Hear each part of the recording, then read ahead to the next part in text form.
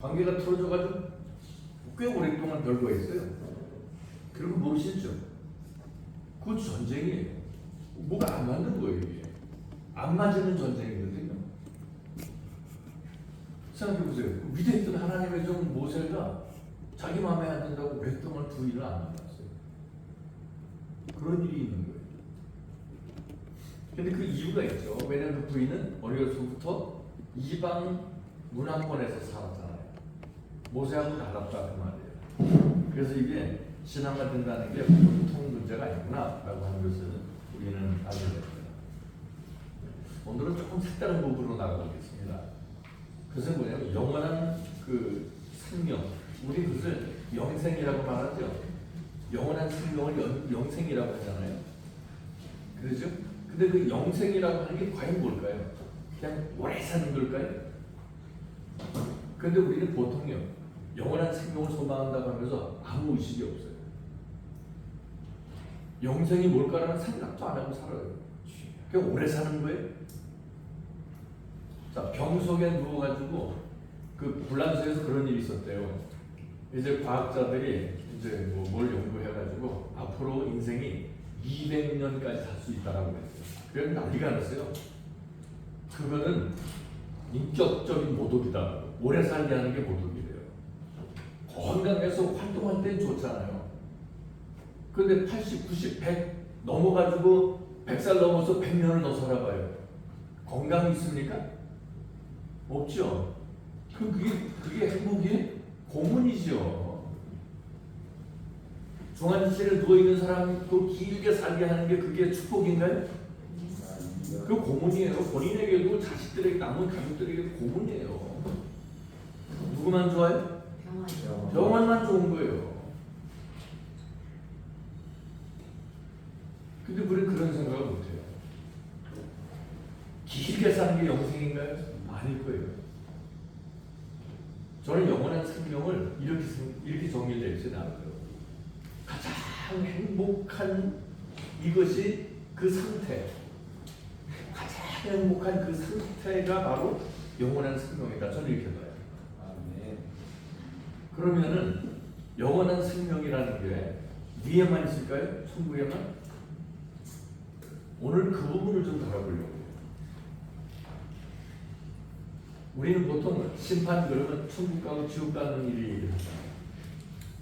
그러면 지옥은 주님이 보내시는 걸로 이렇게 생각을 해요, 보통. 그러죠? 맞습니다. 혼행하시네. 그런데 만약에 보내면 불만이 있을까 없을까? 불만이 엄청나겠죠. 누구에 대한 불만. 하나님께는 불만이 하늘을 찌를 거예요. 그러니까 주님이 불만 누르실 만한 일을 하실까요? 저는 안 하시려고 봐요. 그러면 거기를 누가 가죠? 저 좋아서 가는 거거든요. 저는 그렇게 생각합니다. 생명으로 들어가려면 좁은 길, 좁은 문으로 가라 하십니다.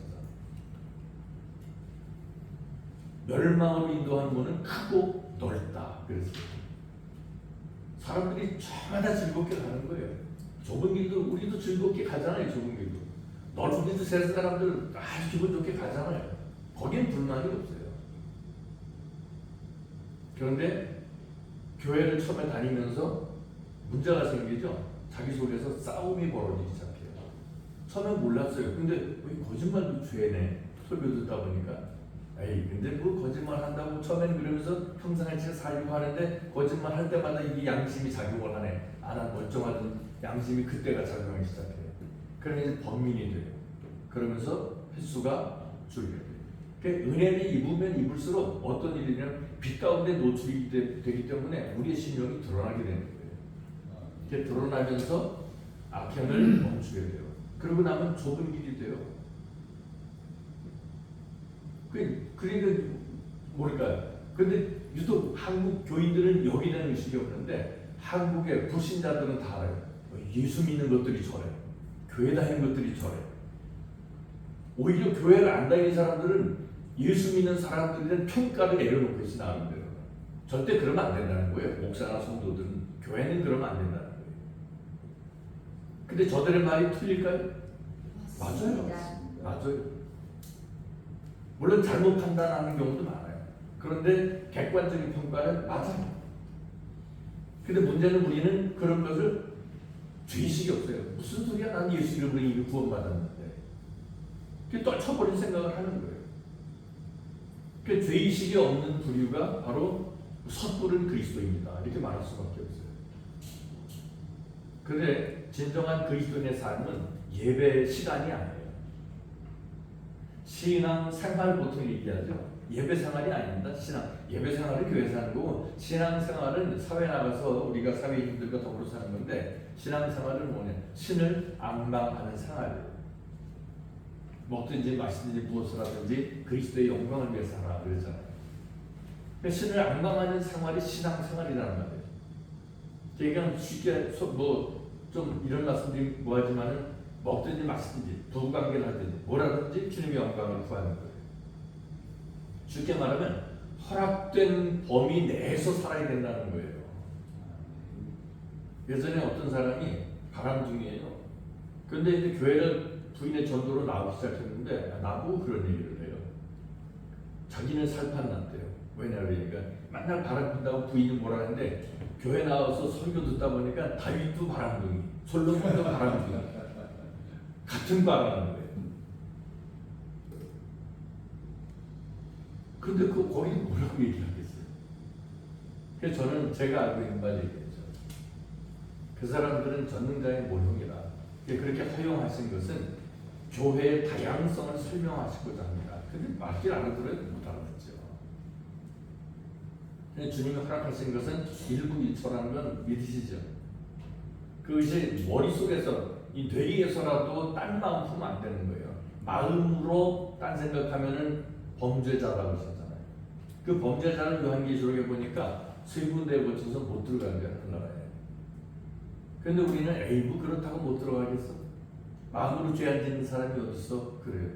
근데 마음으로 죄 지으면 범죄자라고 그러고 범죄자는 못 들어가는데요. 누가? 주님이. 그럼 누구 말이 맞을까요? 내가 믿는 믿음이 맞을까요? 주님 말씀이 맞을까요? 저는 주님 말씀을 진리라고 믿습니다. 그러니까 그런 식의 관점으로 세상을 보기 시작하면요, 세상 살아가기 살벌합니다. 그래서 저는 주일마다 축제다 이렇게 얘기하는 분들 보면 물론 영적으로는 축제죠. 그런데 교회가 축제할 새가 있을까요? 제가 좀 전에도 그 김 목사님하고 대화 나눴습니다만 성경에 보면 청함받은 자와 택함받은 자가 나오죠.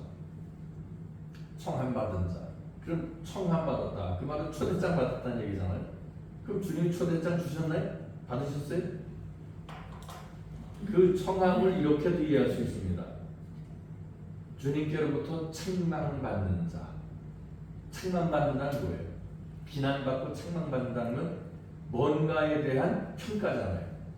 그러죠? 그 평가에 대해서 그래? 이게 잘못된 거네. 그럼 제 수정 작업이 가능하겠죠.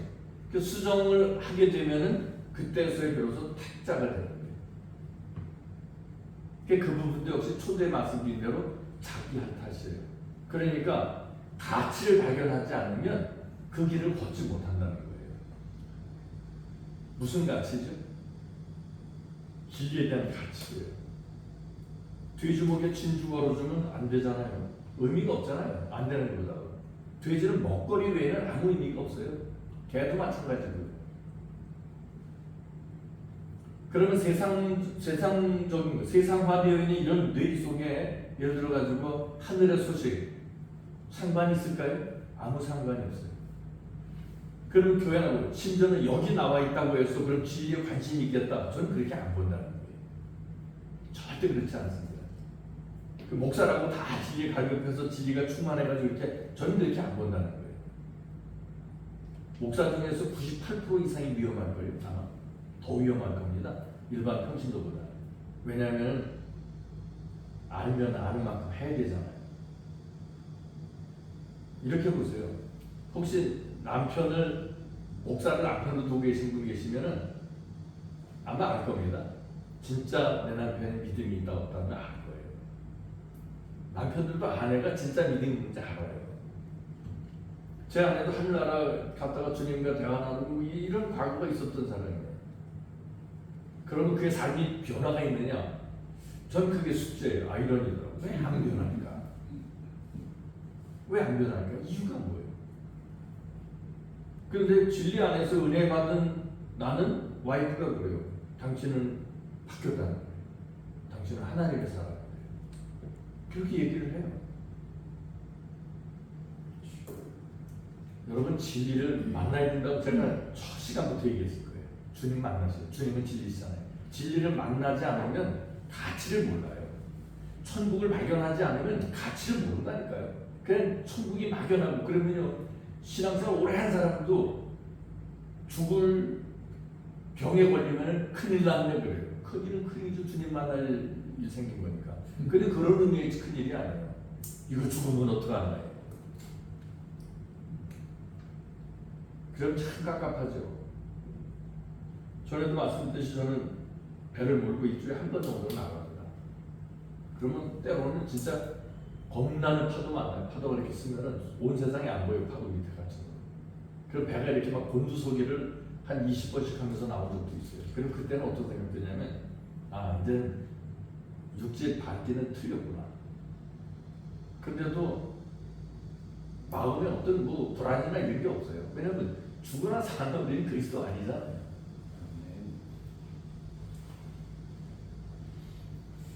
죽을 병 걸렸다고 걱정하지 마세요. 그리스도 안에서 먼저 죽은 자가 돕게 돼요. 그 나라에 일꾼이 많이 필요하다고 합니다. 그러니까 일꾼을 부르시는 거예요. 너무 놀라운 것은 이사야서 57장인가요? 한번 읽어보세요. 거기 아주 재미난 그런 내용이 있어요. 1절일 겁니다. 우리는 58장만 저기가 있잖아요. 근데 57장 읽어보시면 재밌는 게 있을 거예요.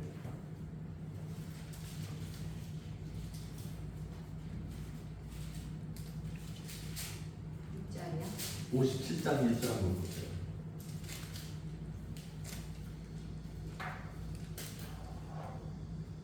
의인이 죽을지라도 마음에 드는 자가 없고 진실한 이들이 거두어감을 당할지라도 깨닫는 자가 없도다. 의인들은 악한 자들 앞에서 불리어 가도다. 네. 그러니까 먼저 죽은 자가 복되다는 거예요. 그런데 우리는 그 생각 못해요. 주님이 이리 오너라 그러면 꼭 희생같이 발버둥 치잖아요. 그래서 좋은 꼴 보나요? 희생하고 발버둥 쳐가지고 주님한테 항거해가지고 오래 살았어요. 연장 15년 받았죠. 15년 연장. 그래서 죽었어요. 그래서 우리가 자꾸 그걸 인식을 못하는 거예요. 히스기야가 기도해서 15년 생명을 연장받았지만 영원히 산 게 아니고 15년 뒤에 죽었다고요. 근데 문제는 그 15년 동안에 어떤 일이 있었을까요? 이스라엘에 험악한 일들이 벌어져요. 그 15년 연장된 것 때문에. 근데 우리는 그 생각을 못해요. 마태복음 7장 7절부터 11절까지 보면요. 구하라 찾으라 두드려라 나와요. 악한 자도 좋은 것을 줄 알거든. 하물며 하늘에 계신 너희 아버지께서 너에게 좋은 것을 주시지 않겠느냐? 이게 12절까지예요. 그 우리 거기에 목숨 걸고 이제 그걸 갖고 설교하고 그걸 놓고 설교 들으면서 기도하고 그랬어요. 근데 그게 결론이 아니란 말이에요. 결론은 마태복음 7장 12절이 결론이에요. 12절 한번 보세요. 뭐라고 돼요? 그럼 무엇이든지 남에게 대접을 받고자 하는 대로 너희도 남을 대접하라. 이것이 율법이요 선지자입니다. 네. 이상하잖아요. 반대로 가버린단 말이에요. 그러니까 이건 뭘 얘기하냐면요. 사람이 은혜를 입지 못하면 말씀이 무슨 이야기를 하는지 몰라. 목사도 똑같아요. 그러니까 그냥 자기 욕심껏 설교하고 그러면 그게 진리인 줄 알고 받아들이고 다 같이 사명을 하는 거예요. 그냥. 저는 그래서 우리 교인들 보고 가끔 그런 얘기 합니다. 여러분 영적인 베레아 사람들 되십시오. 설교를 들으면 그것이 그런가 그렇지 아니한가를 집에 가서 성경을 날마다 상고했다고 합니다. 그냥 들은 걸 아멘하고 이거 말이 안 되잖아요. 그런 생각만 하면 막 열이 나죠. 그런데 문제는 뭐냐면 본인이 그렇게 많은 사람을 사망으로 끌고 가면서도 본인은 몰라 열정적으로 설교하는 거예요. 듣는 사람은 아멘 하려니까 난리가 나요. 야, 어떻게 저럴 수가 있을까? 그런데 그게 현실이란 말이에요. 그렇게 하니까 사람들이 모일 수밖에 없죠. 욕구 충족시키네. 근데 뭐라고 성경에 기록됩니까? 각 사람이 시험에 드는 것은, 미혹에 빠지는 것은 자기 욕심에 끌려서 나아가요. 주님의 길과 세상의 길이 달라요. 그렇게 즐겁고 기쁘면 주님이 왜 십자가 지셨겠고, 도대체 당신을 따르는 백성들에게 우리 위해서 생명까지 내어주신 분이 어떻게 우리 자신을 부인하고 각자 자기 십자가 지고 따라오라 그래요. 십자가 진다는 게 막대기 집어다 집어던지는 게 아니잖아요. 못 박혀 죽으란 얘기예요. 나를 따라오는 길은 죽는 길밖에 없다는 거예요. 이게 예수님의 말씀이에요. 자, 초대교인들이 은혜 입었어요. 그 뒤부터 행동을 보세요. 그 전에는 산자처럼 살았는데 그 다음에 보니까 세상적으로 다 죽은 놈처럼 살았잖아요. 자기 게 없어. 다 팔아다가 그냥 교회다 갖다 맞죠. 그러고는 핍받으니까 다 온 각처로 다 그냥 땅 끝까지 이르러 복음을 전하는 증인이 되려고 다 나가버려요. 뿐만이 아니에요. 톱으로 켜 죽임을 당하고 목매달아 죽임 당하고 불에 태워 죽임 당하고 매일 그런 좋지 않은 일만 일어나요. 뭐 하고 나서 은혜 받고 나니까 그래요. 그런데 우리는 그것을 역으로 거꾸로 생각하고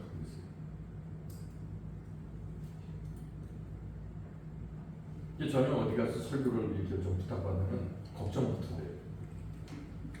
지금도 어떤 분이 저보고 어느 집회에서 설교해달라고 그랬는데 저 걱정부터 없어요. 왜냐면 우리는 가면 배척당하거든요.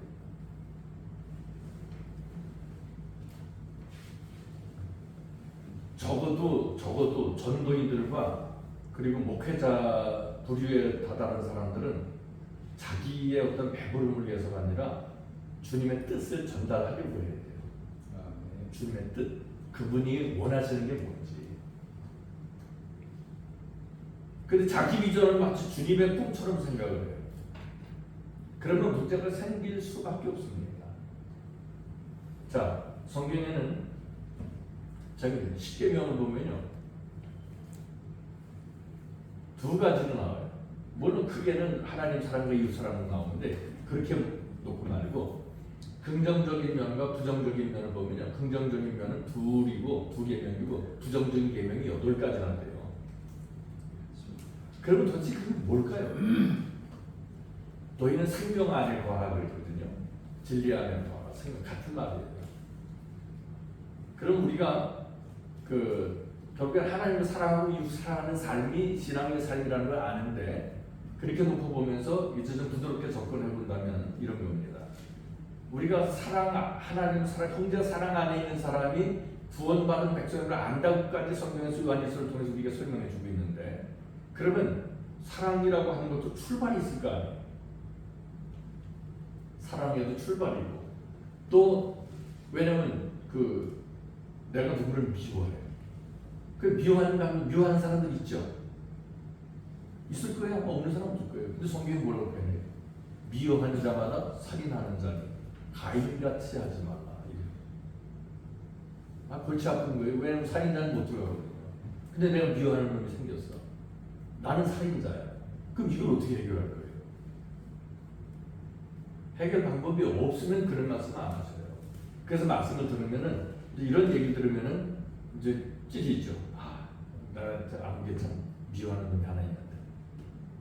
그런데 미워하지 않으려고 하면 돼요. 미워하지 않으려고 하는 방법은 뭐냐면 그를 위해서 기도해 주는 거예요. 주님, 저희가 진짜 미워 죽겠는데 저거 미워하지 않게 해주십시오. 그러면 그게 출발점이에요. 사랑하기 시작한 거예요. 그게. 마찬가지로 그렇습니다. 주님의 나라는 사랑의 나라인데 그 나라로 들어가는 첫걸음이 뭐냐면 사랑하는 거거든요. 그 사랑의 모양이 뭐로 나타나냐면 십계명으로 나타났어요. 이웃에 대해서 해를 끼치지 않는 것. 8가지 계명이 그런 거잖아요. 해를 끼치지 않는 것. 이웃에게 해를 끼치지 않는 것이 뭐다? 사랑의 나라로의 첫걸음이다. 이렇게 보시면 돼요. 그래서 성경에서는 죄에 대해서, 의에 대해서 주님이 심판하신다는 거거든요. 나도 너희에게 죄가 있다고 하지 않겠다. 하지만 내가 너희에게 한 말이 너희를 마지막 날에 심판할 거라는 거예요. 그 주님의 말씀은 진리거든요. 진리, 옳은 것이에요. 옳게 살아라. 그게 초청이라는 말이죠. 거기는 비난이고 거기는 질책이 있어요. 진리는 그렇거든요. 그거 왜 그럴까요? 그냥 비판을 위한 비판, 비난을 위한 비난이 아니잖아요. 생명의 초청이란 말입니다. 그게. 그러니까 설교를 들으면서 아 오늘은 너무 기뻐 감동됐어. 그리고 가서 독질하고 사기치고 똑같이 이건 의미가 없는 거예요. 아 내가 이렇게 살면 안 되겠구나. 그 제정신 차리고 힘들더라도 주님의 뜻대로 살아보려고 하고 그런 사람이 거듭남의 출발선상에 있는 거예요. 그러니까 이런 것이 익숙해지면 이제는 좀 세상적으로 사는 사람은 이해가 안 가. 그런 사고방식이 돼야 된다 그런 말이에요. 성경에 보면 경건의 연습은 육체 연습도 이익이 있지 어느 정도는 세상적으로. 그러나 경건의 연습을 우리는 해야 됩니다. 성경이 뭐라고 하냐면 경건의 연습, 경건의 훈련을 하라 그래요. 우리 보고. 근데 경건은 뭐라고 전에 말씀드렸죠. 야고보서에 있잖아요. 하나님께서 기뻐하시는 경건은 곧 고아와 과부를 환난 중에 돌아보고 또한 자기를 지켜 세속에 물들지 않는 것. 이 세속에 물들지 않는 게 뭐예요? 바로 계명 안에서 살려고 몸을 붙이는 거예요. 그게 중요한 겁니다. 계명 안에 살아보려고 몸부림치고 애쓰는 이런 삶이 주님 안에서 살려고 받은 거리 삶이에요. 그런 사람이 주님의 은택을 입어요. 놀라운 것은 주님과의 관계가 원활해지면 너희가 내 안에 내 말이 너희 안에 구하면 너희는 원하는 대로 구하라. 그게 이루리라고 했어요. 근데 정말 주님 만나고 나면 어떤 일이 벌어지는지 경험하셨잖아요. 이건 뭐 기도할 새 없이 그냥 생각만 해도 응답이 돼요. 물론 이게 그냥 우연히 일어난 일이라고 보겠지만 이번에 지난번에 휴가에 가면서 막내가 주님 햇빛이 너무 뜨거워요. 그러면 구름이죠. 비 좀 왔으면 좋겠어요. 이렇게 비가 내리고 시원하게 해주고 그래요. 좀 태양이 났으면 좋겠어요. 이게 태양이 나요. 와이프가 그걸 옆에서 보면서 와이프가 그런 얘기 해요. 하나님께서 다소리의 기도를 들으신 것만은 이렇게 행하시더라. 그 세상적으로 보면 뭘 그런 우연히 이렇게 된 거지. 근데 그 아이는 어려서부터 지금까지 자기가 먹고 싶었던 게 있잖아요. 학교 갔다가 집에 들어오면 항상 있대요. 그 우리는 어떻게 하냐면 부부가 포도가 들어와. 막둥이가 먹고 싶었는가 보다. 그럼 들어오면서 내가 먹고 싶었던 거. 지금 간호사로 일하는데 지금도 27살 지금까지도 그래요.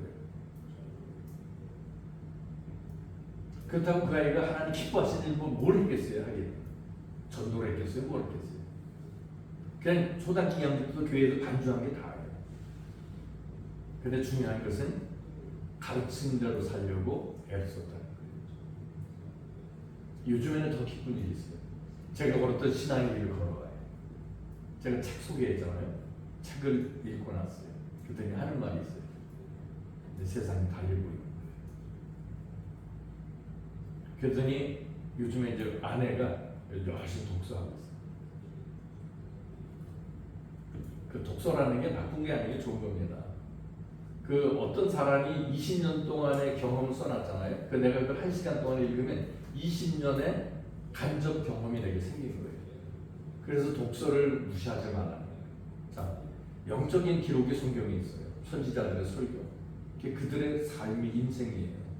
그들의 인생이 잠깐 동안에 나에게 들어오는 거예요. 이건 놀라운 엄청난 경고의 사실은. 엄청난 경고인데 우리는 그냥 재밌는 이야기거리예요. 그리고 그냥 옛날 이야기예요. 성경에 보면 아브라함, 이삭, 야곱이 나오잖아요. 요셉도 나옵니다. 근데 이제 신학자들 중에서 이해하라는 이런 표현한 사람도 있어요. 아브라함이 의인이었었고 야곱에 대해서는 말을 안 해요.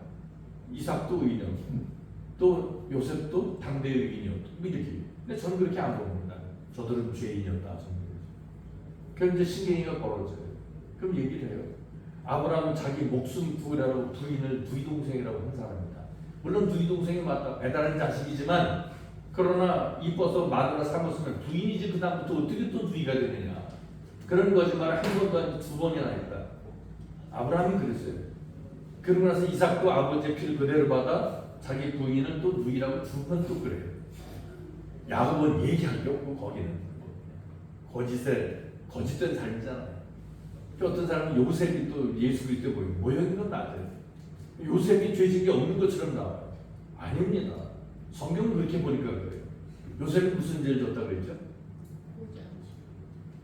예, 형제들의 과실을 아비에게 고발을 해요. 고자질을 해요. 그게 좋은 일인가요? 야, 그건 못된 일이에요. 엄마, 형이 뭐 했대? 이러고 다 고자질하는 거예요.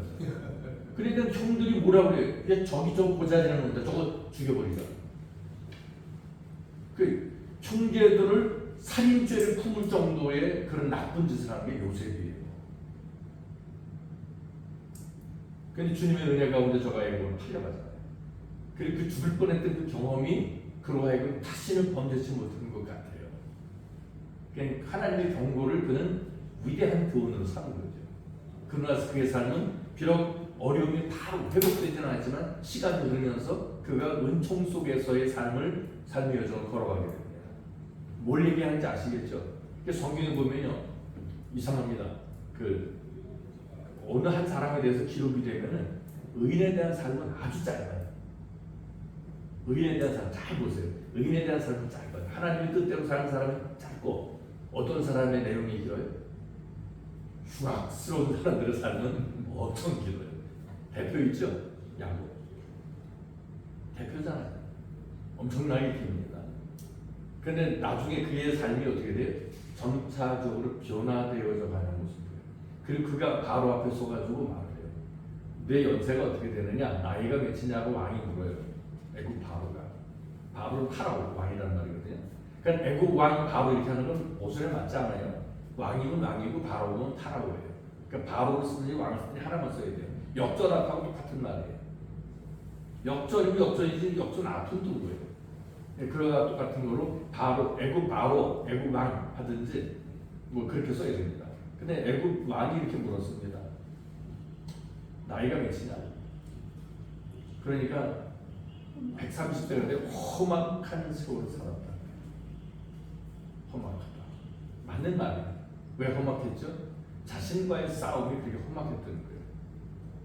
그래도 그것을 뭘 얘기냐면 주님의 은혜를 잃지 않으려고 몸부림친 그 흔적이에요.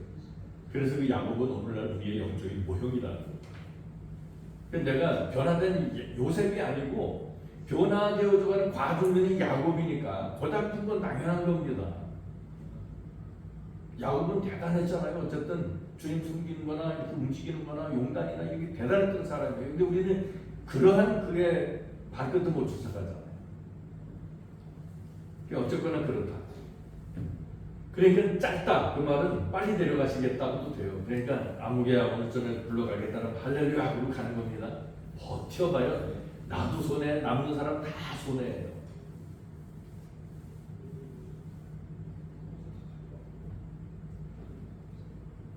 영원한 생명이라고 하는 것은 시간의 연장이 아닌 상태다.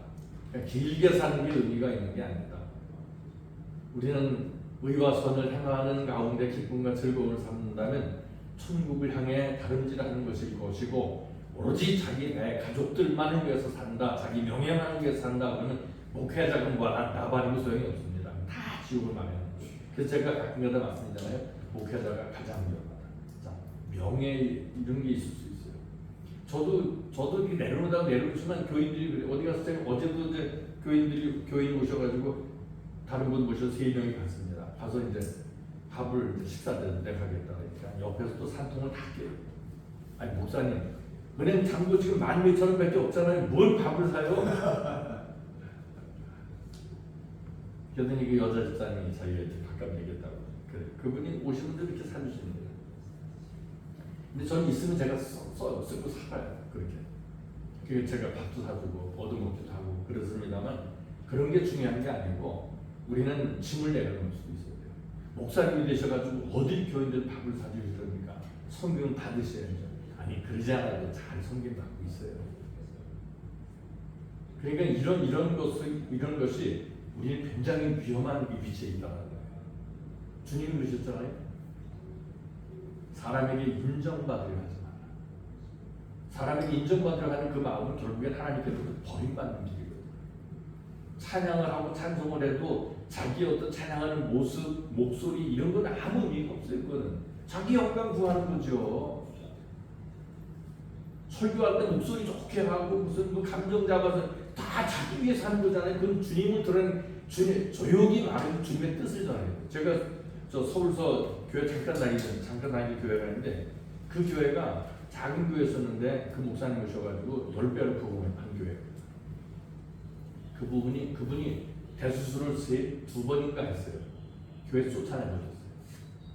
이제 제가 목회하고 있던데 어떤 분이 저희 교회 와서 그것도 자랑스럽게 얘기해요. 목사님 몸이 약해서 자기들이 내보내고 다른 분 모셨다. 그래서 당신은 우리 교회 오지도 말라.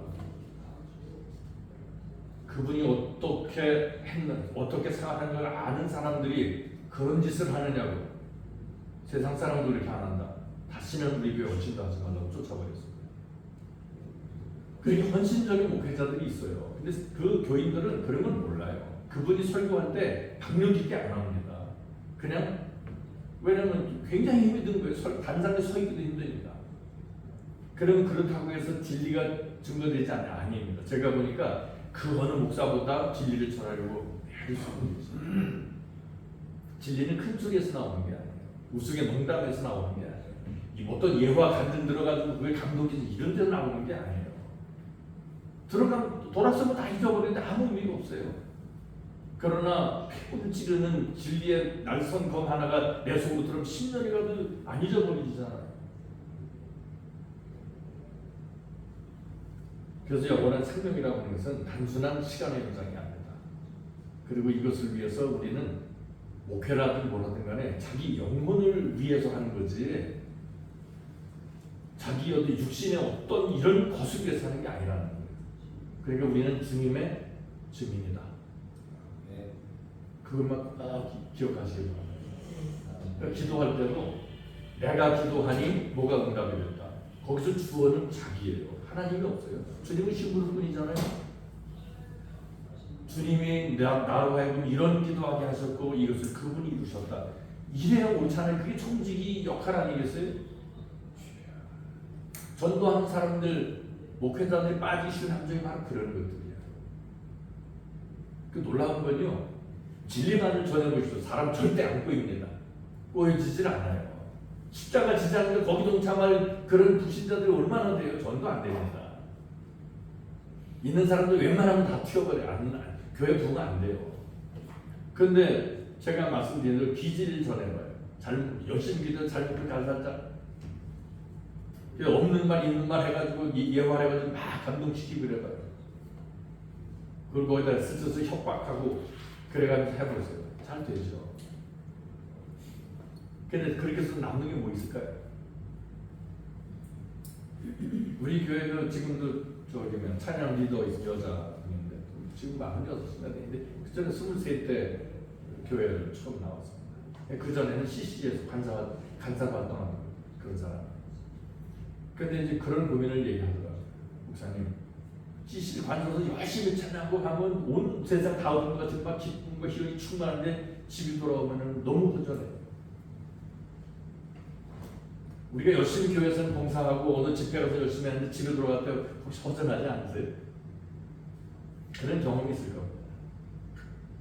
근데 그런 자매가 이제 함께 신앙생활을 하면서 벌써 결혼해서 애들 3명이나 나가고 수원에서 여기까지 오남기가 열심히 나와요. 한 번도 안 빠지고.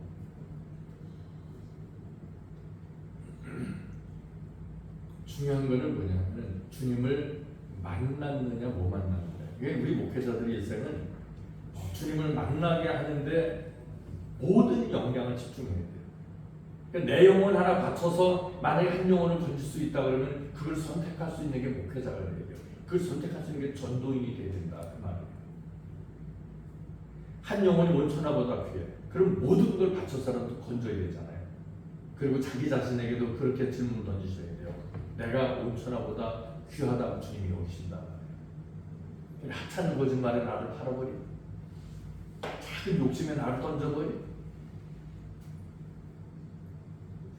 그런 생각으로 우리가 살아가야 돼요.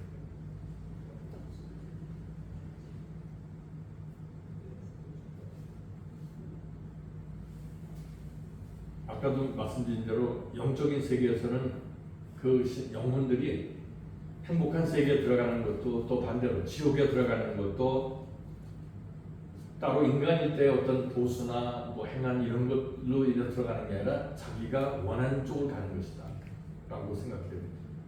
근데 이제 그런 게 있죠. 선한 일 어쩌다 한번 해보고 그걸 이게 자랑하는 사람은 어쩌다 한번 해서 그래요. 자랑하는 건 어쩌다 한번 했기 때문에. 거짓말 한번 안 해본 게 자랑인 거예요. 그 평상시는 뭐죠? 그냥 어둠 속에 백성이에요. 한번 빛 가운데 얼굴 삐쭉 내밀었다가 들어갑니다. 물고기가 수면 위에 얼굴 내밀었다가 들어간 게 자랑은 아니잖아요. 우리가 그런 식의 삶을 살면 안 된다. 우리 평상시의 삶이 진리 안에 살다가 어쩌다 한번 넘어졌다가 일어나는 그런 삶이 되야죠.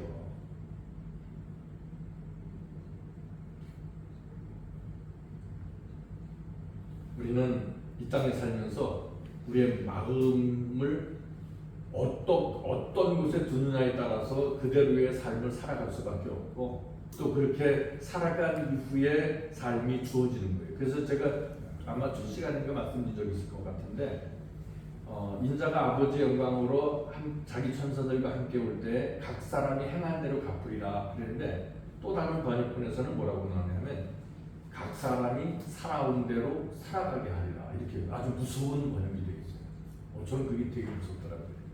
자, 살아온 대로 살아가는 거예요. 그냥 어둠 속에 삶을 살았으면 예수 이름 상관없이 어둠으로 가는 거고 그렇다 그 말이에요. 주님이 그러셨잖아요.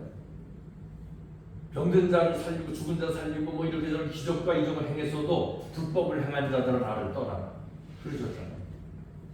근데 우리는 그 말뜻을 잘 이해 못해요. 아니 주님의 이름을 행하는데 왜 불법을 행한 자들이 떠나야 되지? 우리가 불법 가운데 있으니까 그런 생각을 하는 거예요.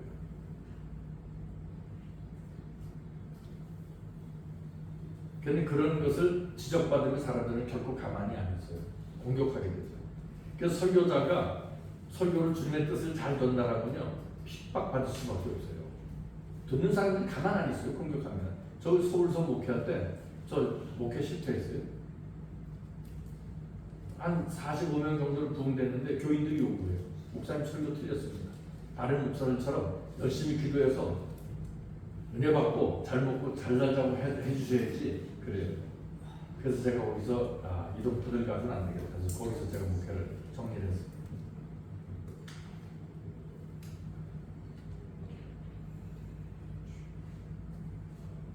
스스로 선택한 곳으로 간다. 그 말은 불평 불만의 씨가 있을 수가 없겠죠. 아니 지금 또 저주 와서 갖고 거기가 좋은데 불만할 게 없잖아요. 그러니까 이걸 반대로 말하면 이 죄인이 의인의 삶 속에 들어갈 수 있느냐 안 되죠. 어렵습니다. 악습에 물들어 있는 사람은 의롭고 선한 사람들 그런 삶을 살아갈 수가 없어요. 또 역으로도 마찬가지죠. 의롭고 선한 삶을 살아가던 사람이 악습에 물드는 건 안 될 겁니다. 그러니까 세계가 다른 거예요. 육신이 잃고 한데 자, 두 사람이 함께 맷돌을 하다가 함께 육신적인 삶을 살아요. 근데 한 사람은 가고 한 사람은 남습니다. 그 얘기가 바로 그겁니다.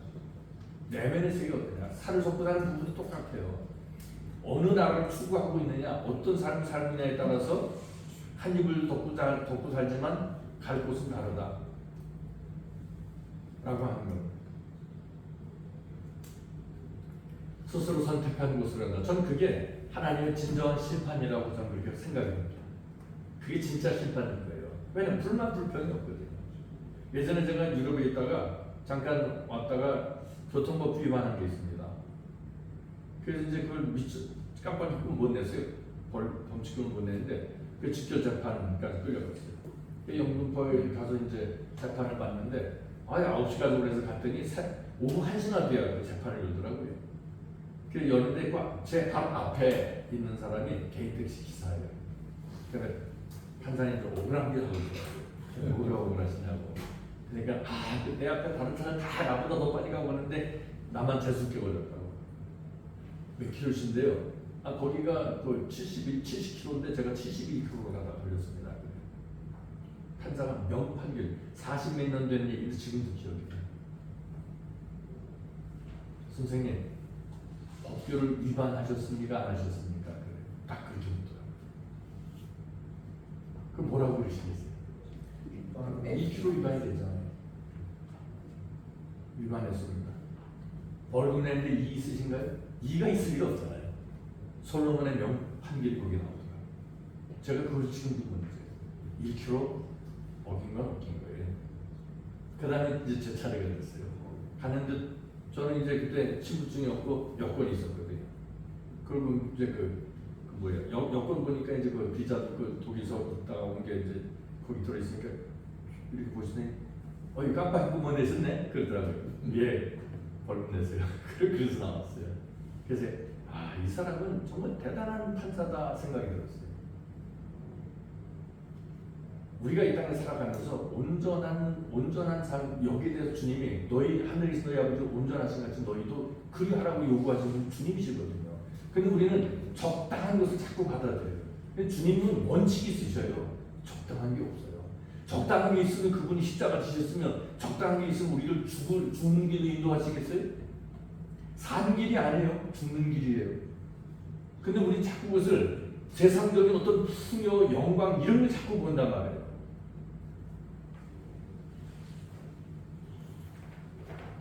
시대가 지나가면서 인간들의 관심은 영적인 것이라기보다는 점점 더 세속적인 것이나 물질적인 것, 외면적인 것, 학문 이런 그 정도가 낮은 것들의 마음을 빼앗기게 되고 지금은 그것이 너무 심화되어 있다라고 밖에 생각이 안 됩니다.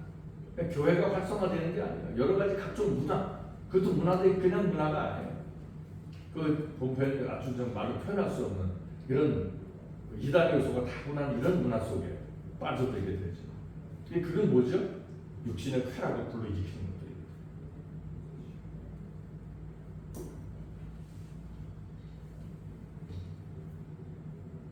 그러다 보니까 점차 사람들은 영적인 세계가 있다는 것 자체도 의식을 못해요. 전에 제가 한번 전도를 하는데 어떤 그 할머니가 이렇게 있었어요. 그 할머니에게 제가 전도를 하는데 예수 믿고 천국 가시라고 그러니까 그런 게 어딨냐고 그래요. 지옥 가시겠어요? 그러니까 재수없게 그런 얘기 한다고. 아니 천국은 안 믿으시는데 지옥은 있다고 믿으시는가 보죠? 예수 믿고 천국 가세요. 그런 얘기를 한 적이 있습니다. 그 천국이 어디냐는 사람이 그럼 지옥 가라고 그러죠. 난리나면 쌍 벌어집니다. 싸대기가.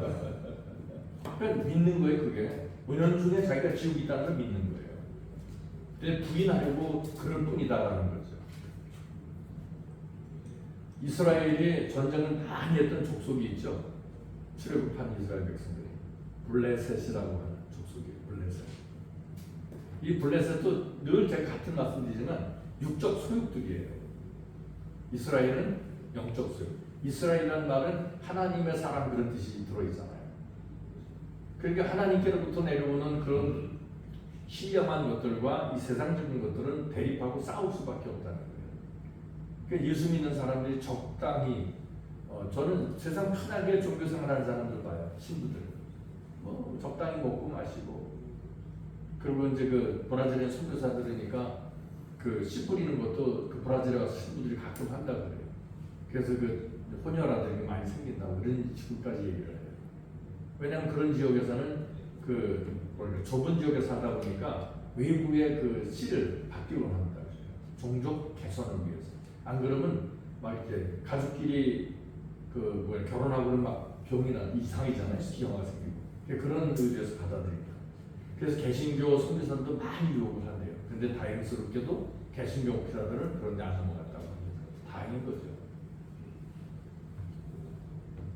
어쨌거나 블레셋은 이 세상적인 것을 의미하는데 거짓된 원리를 취하고 거기서부터 영적인 것을 논하는 그런 신념들이. 그러니까 이거 어떻게 보면 위장 크리스찬이다 이렇게 봐도 돼요. 위장된 신앙 이렇게 봐도 돼요. 그 우리도 나름대로 뭐가 있냐면요.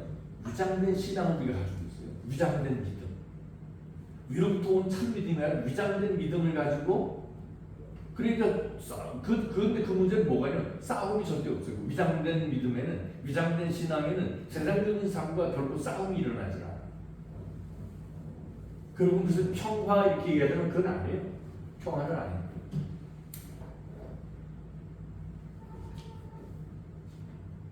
그러다 보니까 이제 이스라엘과 블레셋이 엄청난 싸움을 계속했었는데 우리의 오늘 역시 마찬가지다. 이제 우리는 그 드러나 있는 세상적인 어떤 소욕들이 아니라 위장된 믿음, 위장된 신앙들과 더불어 싸우는 것이다. 그 위장된 것은 뭐냐? 비진리를 마치 진리인 것으로 내지는 진리를 위화시켜서 좀 변질시킨 것을 진리처럼 만들어가지고 우리가 그 안에 안주하려고 하는 일을 만들자는 거예요. 그러니까 이게 우리를 속이고 있어요. 그 성경에 보면 그 악한 영들이 빛의 천사로 가장한다 그런 표현이 있잖아요. 그런 것과 비슷한 거예요. 근데 그건 왜 그렇게 각 사람이 시험해야 되는 것은 결국엔 자기 욕심에 끌렸어요. 그러니까 주님을 위한 그런 신앙이 아니라 결국엔 자기 욕심에 끌려서 자기 믿음을 만들어내는 거예요. 자기. 그러니까 그러면 그 마음의 보좌에 누가 앉아 있는 거예요? 그런 사람들은 자기가 보좌의 주인. 성경 다니엘서에 보면 멸망에 가증한 것이 거룩한 것을 선 것을 보거든요. 우리 신령의 중심에는 주님만이 계셔야 돼요. 근데 여기에 우리가 변질시킨 우상을 자꾸 세워둔다. 이스라엘 백성들은 아론이 만든 송아지, 금송아지가 그게 여호와 하나님이라고 저도 그렇게 불렀다니까요. 마찬가지로 우리는 내가 섬기는 주님이라고 하면서 위장된 변질된 것을 내 안에 박아놓고 우리가 그것을 섬길 수 있는 가능성이 부당하다고 하는 것을 우리가 스스로 깨달아야 됩니다. 예, 그러자면 결론은 하나예요. 참되신 주님을 만나는 길 외에 사실은 없어요. 그래야 성경의 진리가 바로 들어오게 되고 하늘나라를 발견해서 그 나라를 정진하게 되고 생명의 가치나 또 사람들의 생명의 가치가 얼마나 귀중하다는 걸 알아서 저들을 대할 때 마치 주님 대하듯 그런 삶이 된다라고 하는 거예요. 요즘에 제가 전도한 분이 우리 교회에 출석을 하면서 그분이 그런 얘기를 해요. 그분이 오기는 좀 이상하긴 한데 낚시 때문에 이사 왔어요. 나하고 같이 낚시 다니려고 맘 놓고 낚시 다니려고 아예 사택으로 이사 왔어요. 사택은 전세가 싸고 2천만 원, 엄청 싸죠. 방세가는 2천만 원. 그 자기가 1,000만 원 리모델링비를 내가지고 리모델링해서 들어왔어요. 근데 그분이 하는 말씀이 있어요. 목사님은 사람을 차별하지 않으십니다. 그게 자기 너무 좋다는 거예요. 차별하지 않아. 아니 저도 차별을 해요. 거짓 속에 살면은 저는 차별해요. 그리고 다른 사람을 무시하고 모멸감 주고 그러면 그런 사람을 상대하는 밥도 같이 안 먹습니다. 그래서 지금 그 얘기죠. 아니 제가 그냥 다른 사람이 모멸감 주거나 그러면 전 상대 안 하는데요. 그러니까 그건 아닙니다. 근데 어쨌든 자기가 볼 때는 사람을 차별하지 않으시는 걸로 다가와서 참 좋다. 그런 말씀입니다. 우리는 영적인 존재들입니다. 동물이라는 말을 쓰지 마세요. 우리는 영적인 존재예요. 하나님의 형상대로 쓰는 거예요. 그래서 우리가 조심해야 될 게 있습니다. 숙제 하나 내드릴게요. 이제 이번 주간 동안 뭐 그럴 일은 없겠지만은 입에서 그 짐승을 빗대는 욕은 하지 마세요. 그러니까 뭐 개아들, 쇠아들 이런 얘기 하지 마세요. 왜냐하면 우리는 믿음이 있든 없든 간에 하나님의 자녀들이잖아요. 하나님의 형상대로. 근데 그 하나님의 형상대로 지음받은 사람들 향해서 뭐 개아들, 쇠아들 그러면 안 되잖아요. 그 하나님의 형상을 개로 만드는 것밖에 안 돼요. 그래서 우리 말을 정말 조심해야 된다. 그런 것들이 다 아차한 순간에 신성 모독적 그 너무 무서운 범죄들 가운데 우리 빠지게 한다. 그 성경에 뭐라고 나오면 깨어 있어. 정신 차려 그 말이에요. 그냥 아무 생각 없이 사는 게 아니라 정신 차려 깨어 있으면서 우리는 사물을 주시해야 될 것입니다. 그리고 뭐 누가 말하면 주님 언제 오시네, 휴가가 오네. 최근에도 그런 일이 있었어요. 뭐 8월 며칠 날 휴가가 있네 뭐네. 그런 소리도 넘어가는 인간들 얼마나 많은지 몰라요. 휴가가 있든 없든 그 왜 신경이 쓰여요? 우리가 그리스도 안에 있느냐 없느냐 그게 가장 중요하지 않겠습니까? 전때 이 땅에서 들려지는 그런 말들에 대해서 현혹되지 마시고 주 예수 그리스도를 만나려고 힘쓰고 또 그분 앞에 은혜 보좌 앞에 나가려고 애를 쓰는 우리의 삶이 될 것을 믿는 겁니다. 기도합니다. 그러신 주님, 저희들의 신령 상태가 그 주님 안에 있고 주님을 앙망하는 삶을 살아가는 복된 상태였으면 좋겠습니다. 우리의 남은 날들 그것이 과제가 되게 하시고 그 길에 있어서 결코 지치지 아니하시고 주께서 오라 하시는 하늘의 놀라운 비밀을 발견하고 진리 되신 그리스도 향하여 그리스도 안에서 진리 되신 그리스도 안에서 살아가는 저희의 남은 삶이 되도록 놀랍도록 은혜도 하여 주시옵소서. 주 예수님 이름으로 기도 올립니다. 아멘. 수고들 하셨습니다. 목사님 숙제가 무슨 거예요? 악한 말 하지 말라. 욕하지 말라. 그러니까 개아들 수야들 하지 말라. 하나님의 형상을 그 개돼지로 만드는 거니까 뭐 그런 말 있잖아요. 뭐 개새끼 쇠새끼 하지 말라 그 말이에요. 그냥 욕 안 하는.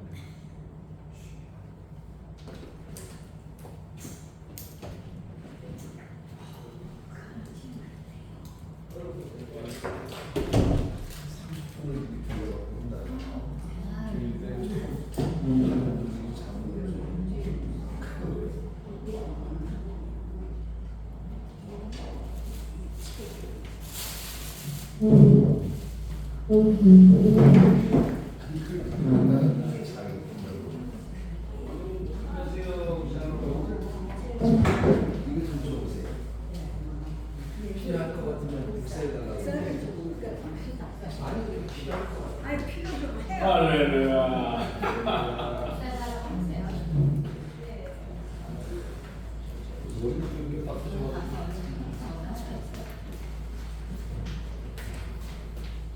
오늘 들어가셔서 여성분이 뭐지? 아줌마는 바베큐 가져오셨어요.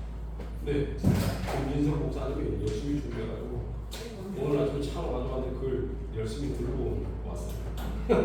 아들은 들어가요. 안녕하세요. 이제 출판은 목사님한테 말씀드려요. 이게 뭐예요? 출판. 아니 그러니까 이재용 목사님이 갖고 오신 건데 아 이거를 카피를 해서 알겠습니다. 5번.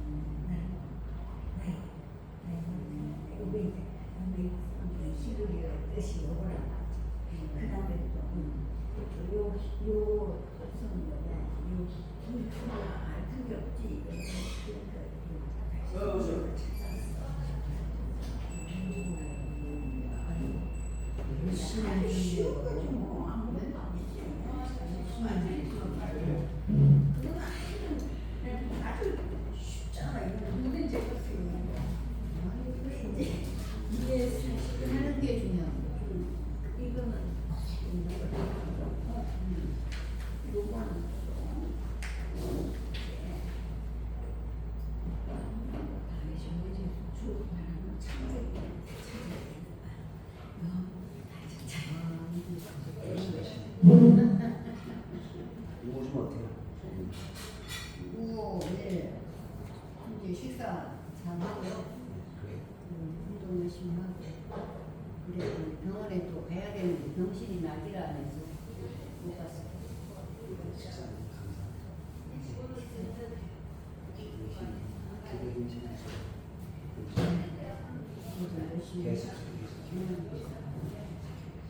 오늘 내가 전덕신에 고기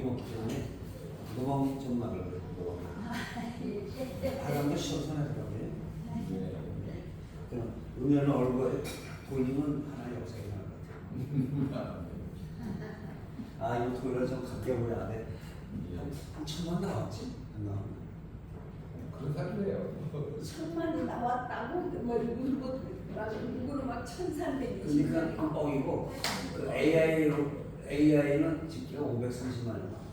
이제 970만이라 합니다. 근데 530만이 낫겠지? 530만 원. 근데 이게 이제 뭐 어떻게 측정하냐에 따라 다른 건데 150만만 돼도요 동대문에서부터 용산까지 나래비로 사야 된대요. 실시간으로 만약에 150만 원이 쓴다면 150만. 하여튼 숫자 돈을 성공한 거 아니에요? 그렇죠 성공한 거죠. 쟤들이 걱정 없겠지. 아니 그래놓고 그 다음에 어떻게 하는데? 무슨 뭐 국민정화권은 어떻게 하는 거? 국민정화권은? 지금 하는 게 국민정화권 하는 거예요. 이게 계속 모이기만 하는데? 그렇죠 뭐. 그래도 아무것도 안 해주잖아. 아니 아무것도 아니지 하나님 우리 정성을 보시잖아. 하나님께서 복이 있죠. 아니 하나님께서 하는 게 문제가 아니잖아. 아니죠 하나님이 하시는 일을 지금 우리가 하고 있는 거지. 오해를 하시는 건데. 근데 이제 이게 우리는 많이 모이는 모이게 것만 되면 하시는데. 경찰들이 많이 돌아서 우리 쪽으로. 그래 제가 이제 설명을 해드릴게요. 이게 제 나름대로 깨달은 거예요. 어떤 면이 있냐면 하나님 당신 자녀한테 우리한테 피 안 묻히신다고 피 묻히게 안 하신다고. 그래서 좌파들끼리 자중질환을 일으켜서 쟤들끼리 이제 민노총이나 주사파애들이 이재명이 끌어내린다고요. 지금 민주당 등 돌렸잖아.